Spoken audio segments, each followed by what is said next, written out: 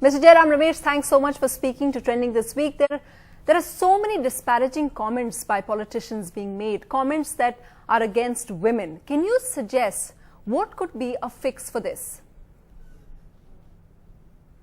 I think it's very unfortunate that patriarchal and obscurantist mindsets are now coming into prominence. What people used to privately believe is now being publicly expressed. And this should be an opportunity for actually doing something, changing our laws, taking tough deterrent action, starting a public awareness campaign so that security and dignity of women is enhanced. But rather than focus on that, I think everybody is just expressing some private view, which as I said, is most obscurantist, and it's very patriarchal. But it's also deep-rooted in our society, I'm afraid. And the fact that people are unhappy with netas, is that justified? I think, look, there is the anger against the political class and against the political process is, I think, perfectly justified. But I think the remedy is worse. I don't think that you want an authoritarian type of a political system. The answer to a poor democracy is better democracy. The answer to a faltering political class is to rectify the mistakes of that political class. And I would be the first to say that the political class must look inward. I mean, why are we taking so much time on electoral reforms? Why are we giving tickets to criminals? Why are we giving tickets to people against whom rape charges have been framed? I think these are legitimate questions that people are asking of political parties, and political parties have fallen short. Why can't political parties change their way of funding? I mean, the greatest source of black money in our country today is political financing, but there's been no major reform in this. In fact, 10 years ago, I had given a suggestion that just abolish MP lads and put that as state funding of elections. Today, we are spending close to 5,000 crores a year on MP lads. Just abolish that MP lad scheme and put it as a state fund for financing legitimate political activity. So I think these are questions. People's anger on politics and politicians is justified. But I don't think you can paint all politics and all politicians and all political parties with the same brush. There are black sheep. We have to isolate them.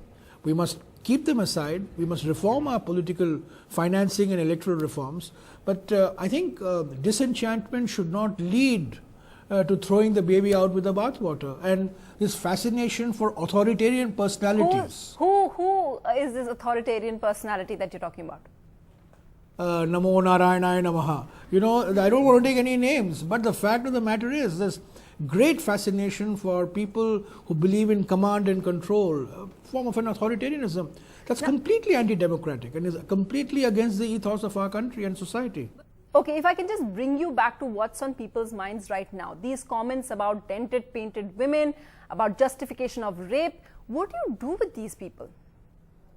Well, I'll tell you what I can do. I mean, all these comments are completely off the wall. And, the people who made these comments really, in my view, have no place in a civilized society. But let me tell you what I believed in.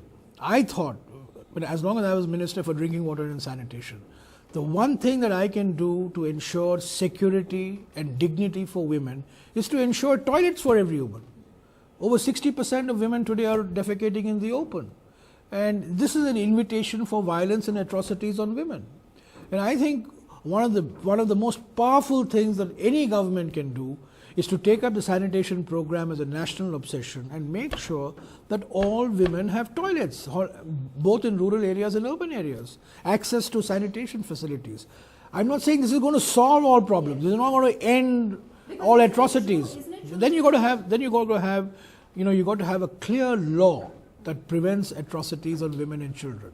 And you're going to enforce that law in a time frame. Fast track courts, Chief Justice has talked about it, and so on and so forth. So, plus, then you need the social reform. You need this education, that even educated people are making outlandish comments, on women and on atrocities on women. So I think it's a combination of many things, and I hope this is a wake-up call.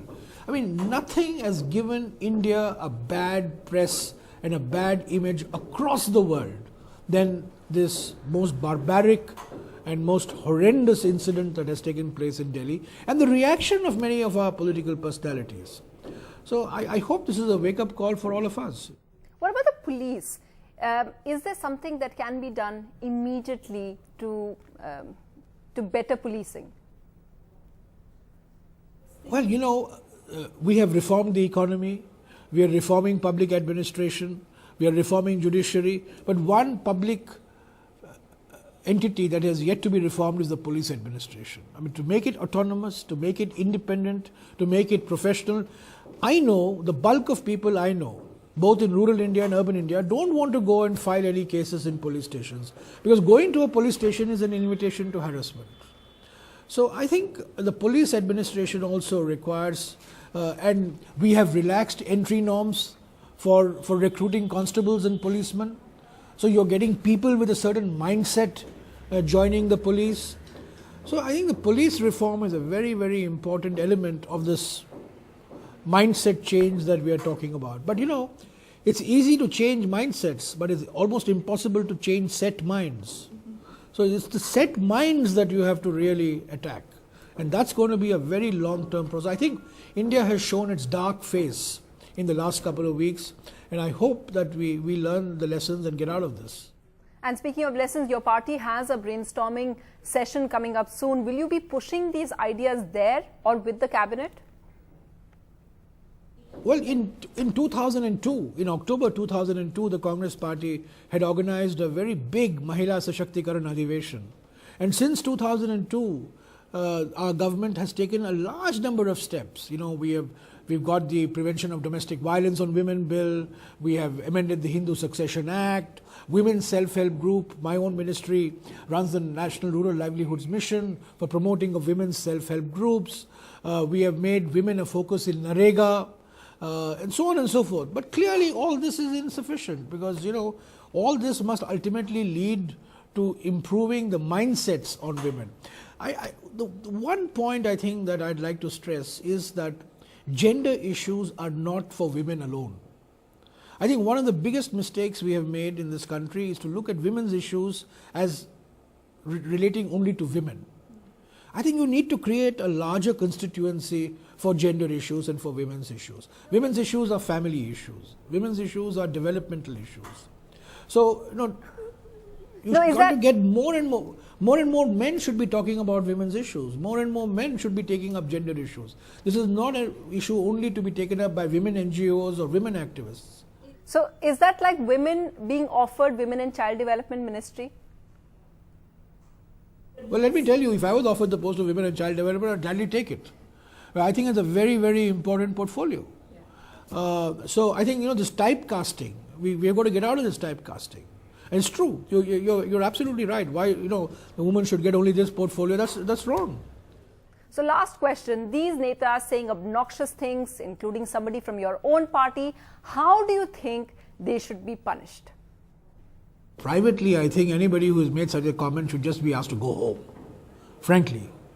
Because you've made this comment in the full knowledge of that you're making such a comment. It's not as if you've been misquoted or anything. But, there are rules, there are procedures by which political parties operate. But I find it appalling, actually, that some of, religious personalities, they have been shown up for the frauds that they are. Look at some of the statements that have been attributed, that have been made by so-called religious personalities who appear on television, giving solace to lakhs and lakhs of Indians. If this is the mindset, then I'm afraid, we have a long way to go. I think, as I said, none of us have come out of this looking good. I felt personally, as an Indian, as a man, as an Indian, I felt demeaned by what happened in Delhi. I felt diminished as a human being. And I think that's the feeling that we need to get and move on and use this occasion to reform the laws, policies, sensitize people, rather than, indulge in this sort of a blame game that we seem to be indulging in. Well, Mr. Jairam Ramesh, thanks very much. We really hope that the policymakers, the other people in the government are listening, and the netas especially who are making these comments listen to what you're saying. Thanks for speaking to us.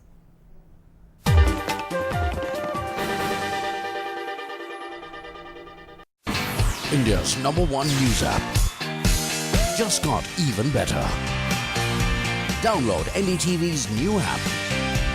Fully optimized for retina display. Full screen view. Faster response time. And Sudoku. NDTV's new iPad app. Download now.